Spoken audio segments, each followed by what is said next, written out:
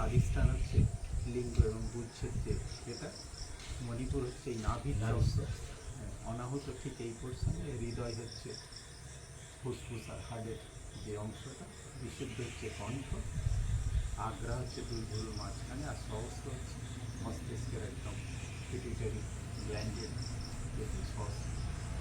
তো আমরা এই 8টা চক্রকে অ্যাক্টিভ করার জন্য 8টা প্রাণায়াম, আর প্রথমেই আমরা যেটা করি ভস্ত্রিকা প্রাণায়াম। ভস্ত্রিকা প্রাণায়াম হচ্ছে ফুসফুসটাকে কার্যকরী করার জন্য প্রাণায়ামটা করা হয়। ভস্ত্রিকা প্রাণায়ামে আমাদের লাভটা কী হচ্ছে, যে শ্বাসটা নিচ্ছে ফুসফুসটাকে নিয়ে আমাদের যে বাতাসটা নেওয়া হচ্ছে অক্সিজেন, পুরোটাই তো ওতে অক্সিজেন, ওর মধ্যে কিছু বিভিন্ন রকমের গ্যাস ট্যাস যেতে আছে বা এমনি পলিউশন আছে, সেই ফুসফুসে গিয়ে আমাদের ময়লাগুলো জমা হচ্ছে। সেই ময়লাটা পরিষ্কার করার কোনো এমনি ব্যবস্থা নেই। সেইটা আমরা প্রথম যেটা করি ভস্ত্রিকা প্রাণায়াম। ভস্ত্রিকা প্রাণায়ামে এদের মতো অল্প বয়স্ক ছেলেদের যেটা দেখিয়েছিলাম ওটা, আমরা যারা বয়সে এতে চলে আমাদের আর এইটা চলে, প্রেশার আছে, কাজ হয়তো প্রেশার নেই, ভিতরে আছে আমরা জানি না, সেই জন্য খুব ধীরে ধীরে শ্বাসটা নাক দিয়ে, খালি নাক দিয়ে শ্বাসটা, নাক দিয়ে শ্বাসটা সবসময় চেষ্টা করবেন। এটা হচ্ছে জ্ঞান, মানে বায়ু মুদ্রা, এইটাকে ধরে আমাদের এই আঙুলটা চেপে এইটা বায়ু মুদ্রা, ভেতরে যদি অল্প কিছু গ্যাস থাকে এটাও কাজ হয়।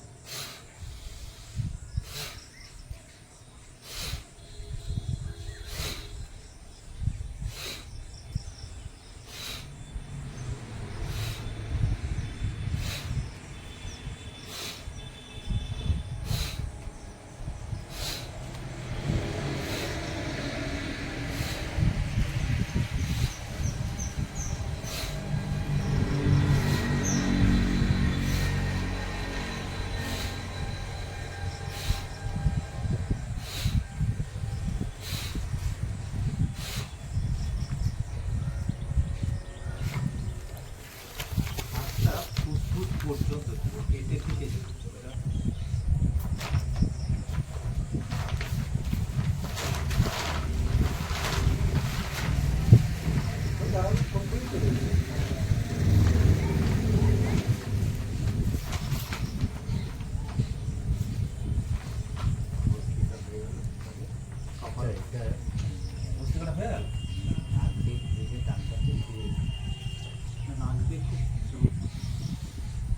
ধীরে ধীরে ফুসফুসটা ভরে নাক দিয়ে ডাল দিয়ে কোনো ডাল দিয়ে আমরা খাবো,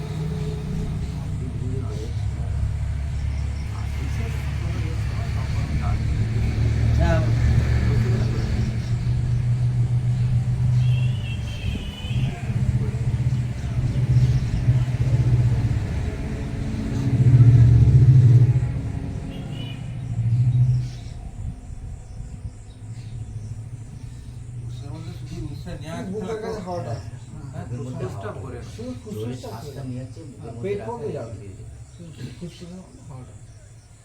আমাদের জন্য ওই জোরে এটা যেটা করি তাহলে চলবে। ওই জন্যই বলি, আমরা অনেকেই বলি যে প্রাণায়ামের কোনো সাইড এফেক্ট নেই। একটা যার এফেক্ট আছে তার অল্প হলেও সাইড এফেক্ট থাকবে, যার কোনটা নিষেধ আছে সেগুলো জানতে। অনেকে বলে আমি ওই টিভি দেখে করি, ফোন দেখে করি, প্রত্যেকটা জিনিসে কোনটা নিষেধ আছে আগে জেনে। এই আসনগুলো আমরা যারা করি, আসনেরও নিষেধ একটু আমরা ভাবি হয়তো, মানে উপকারের থেকে ওই নিষেধটা না মানলে সঙ্গে সঙ্গে অপকারটা বেশি। প্রেশার বেড়ে যায়, প্রেশার বেড়ে গেলে এখানে ওই কপালভাতিতে আমার তাল খুব স্লো করে, খুব স্লো করে, মানে আমরা যে দ্রুত করি, ওই দ্রুত করলে ওর সাথে প্রেশার বেড়ে গেলে আবার মাথায় গেল খুব মুশকিল। মানে আমরা এই বয়সে যে প্রাণায়ামটা করি আমরা অ্যাকচুয়ালি রোগের জ্বালাই করি, আর মুনি ঋষিরা করেছে তারা সাধনার জন্য। দুটোর মধ্যে ডিফারেন্ট। তাহলে আমার সাধনার জন্য, হ্যাঁ তোমাদের বয়স কম আছে, তোমাদের এখন অনেক কিছু চলবে, আমাদের ওইটা চলবে। এরপরে যেটা মণিপুর চক্রের জন্য কপালভাতি এই কপালভাতিটা নাভির আপনাদের পড়া থেকে টিচার এনেছে, আসুন।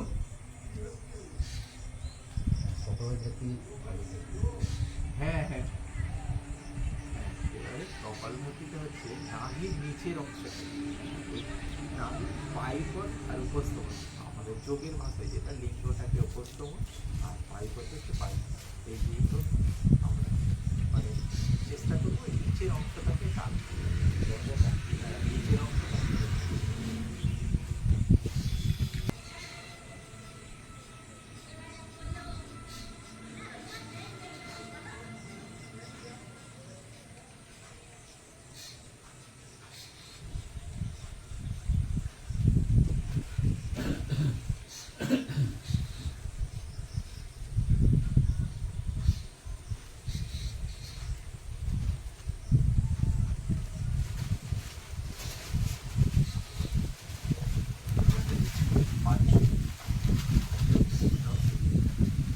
বাচ্চার সময় আমরা কুম্ভক করবো, শ্বাসটাকে বাহ্য কেন আমরা শ্বাসটা ফেলে দিচ্ছি দিয়ে কুম্ভকটা করছি, ভিতরে খালি অবস্থা থেকে পেটটাকে সমস্ত আচারগুলো সরকার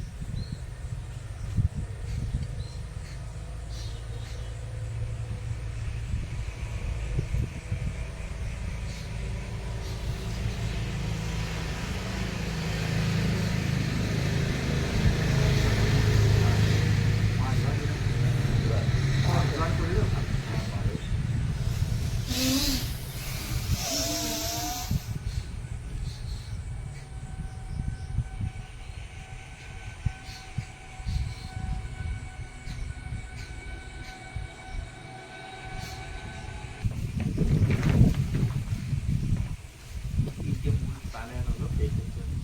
এরপরে আরও আমাদের অনেক সময় গ্যাস ট্যাস থাকে, এটা ইকো প্রাণায়াম, অগ্নিসার ক্রিয়া, এটাকে একদম খালি করে দিলে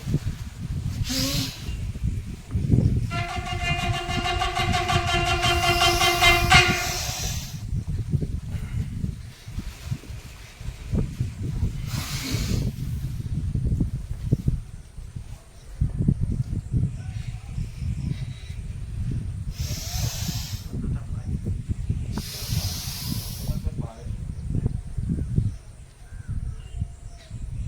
এটা দুবার বেশি।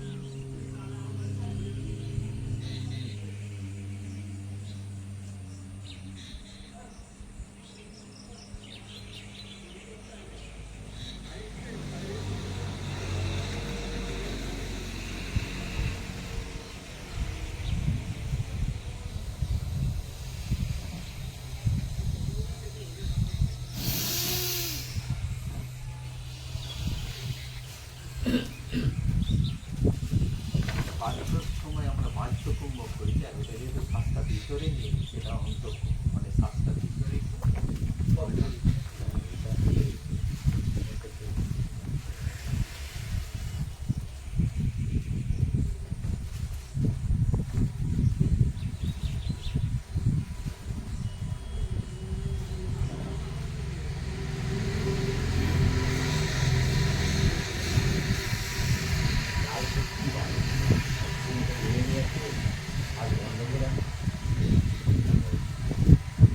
এরপরে হ্যাঁ অনুলোম বিলোমটা আমরা ডান নাকটা চেপে ধরবো, বানাক দিয়ে শ্বাসটা নেব, বানাক দিয়ে না শ্বাসটা নিতে হচ্ছে আমাদের শরীরটা শীতল হয়, আবার ডান নাক দিয়ে নিতে শ্বাসটা আমাদের শরীরটা উত্তপ্ত হয়। এতে নিলে কি হচ্ছে আমাদের শরীরের যে ব্যালেন্সটা ঠিক হয় এবং আমাদের নার্ভ সিস্টেমটা এই বয়সে এসে মানে একটা নার্ভের একটা প্রবলেম হতে পারে। অনুলোম বিলোমটা যখন ইচ্ছা করা যায় সারাদিন এই একটা মাত্র প্রাণায়াম যার কোনো দোষ নেই।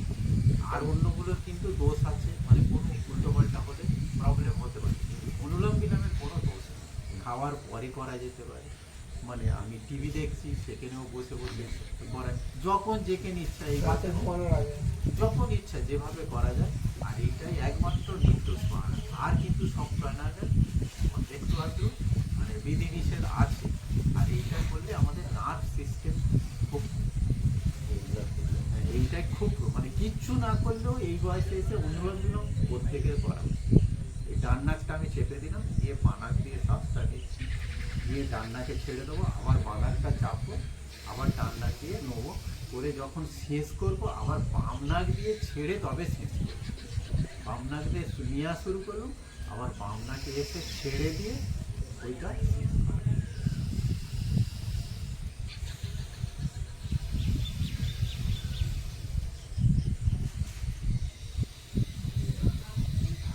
সঞ্জয়বাবু আর একটু ওইটা নেওয়া যায় একটু খুব ধীরে ধীরে, মানে একদম খুব মানে আরাম করে, এই যে খুব দ্রুত নিচ্ছেন ওটা চেষ্টা করতে হবে মানে কোনো আওয়াজ না হয়, কোনো ইয়ে না।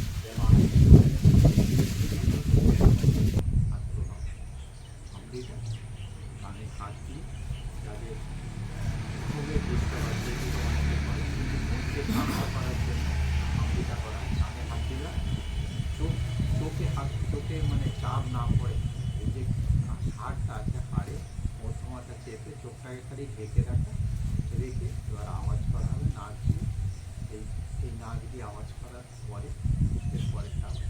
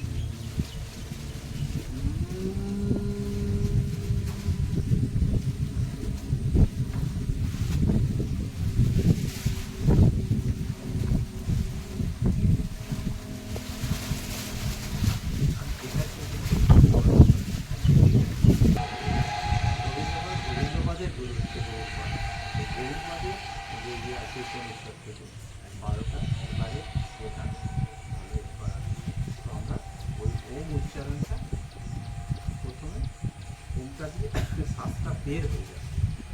এবং লাস্টে যখন আবার ওদের ময় উ আর ম আর উ পর্যন্ত অটা বেরিয়ে যাবে, ওটা স্থিতি হবে, আর ওতে আবার নাক দিয়ে শ্বাসটা ঢুকবে।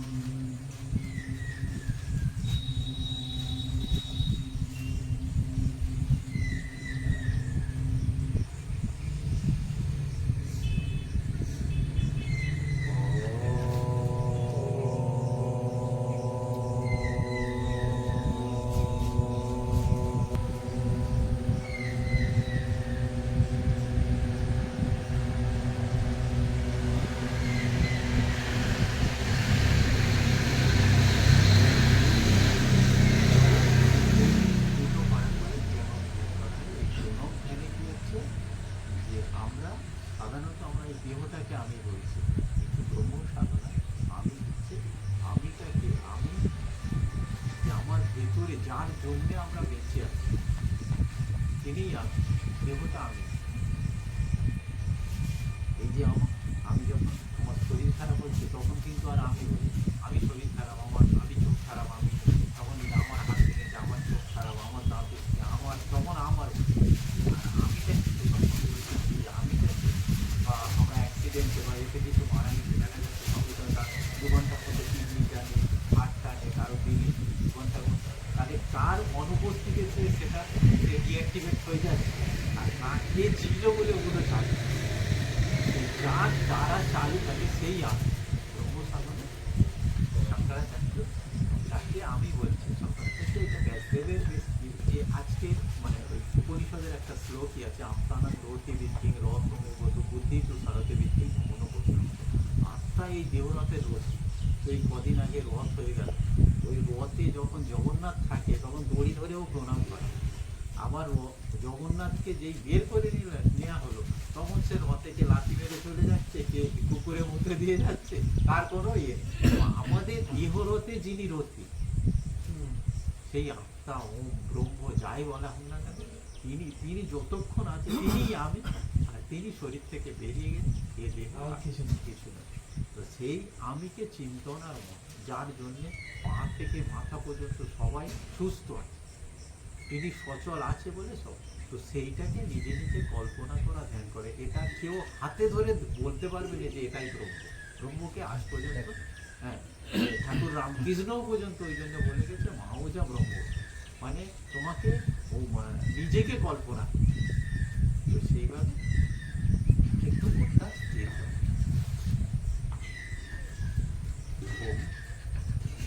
আমিকে আমি নিত্য শুদ্ধ মুক্ত বুদ্ধ আত্মা, আত্মা অবিনাশ্য, আত্মার বিনাশ নেই। নৈনং ছিন্নং দিশস্থান নৈনং তাহতি পাবন ন ক্লেদয়ান্তি আপন ন ক্রোধতমান। অর্থাৎ এই আত্মাকে শাস্ত্র দ্বারা ছেদন করা যায়। আত্মাও আগুনে পড়ে না, বায়ুতে সুস্থ হয় না, জলে ডুবে না। সেই আত্মাকে নিজে নিজে কল্পনা করে আমি আত্মা আছে বলে আমার আত্মা আছে বলে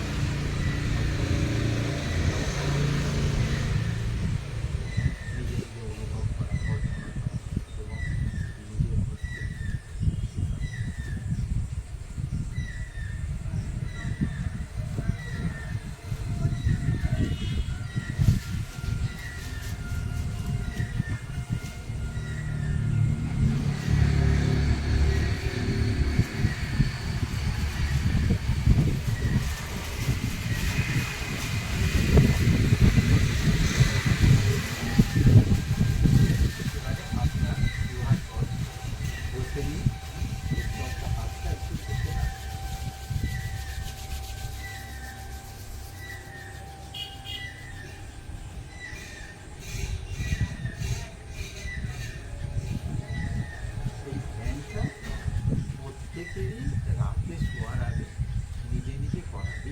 বসেই করা উচিত।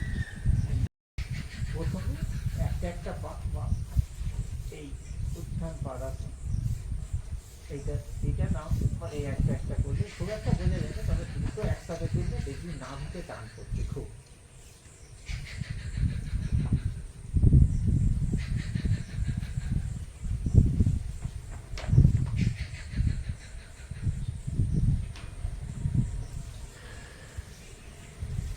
বুঝলেন, করো দেখি আর। এই জায়গাটা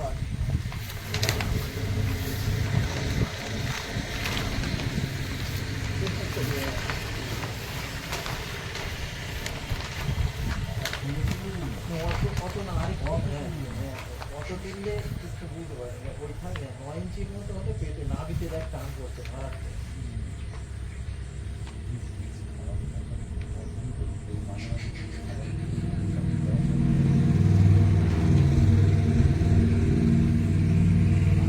এগুলো করতে করতে তখন ধীরে ধীরে বেড়ে যাবে।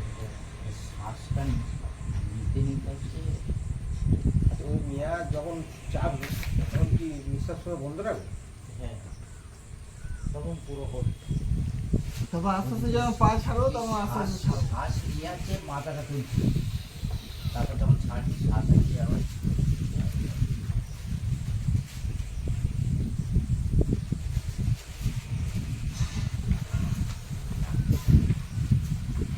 ওইটা আমাকে 3 বার করে 30 সেকেন্ড মিনিমাম মনে রাখো, 30 সেকেন্ড থাকলে ভালো হয়।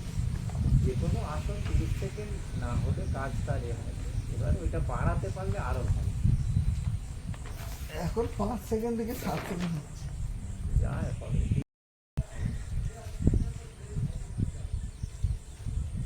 এটার সময় শ্বাস করবে, ধীরে শ্বাস করবে, অসুবিধা নেই। আজকে ওয়েদারটা আজকের পর্যন্ত আমাদের এই মর্নিং ব্লগ শেষ হলো। ভালো থাকবেন, সুস্থ থাকবেন সবাই।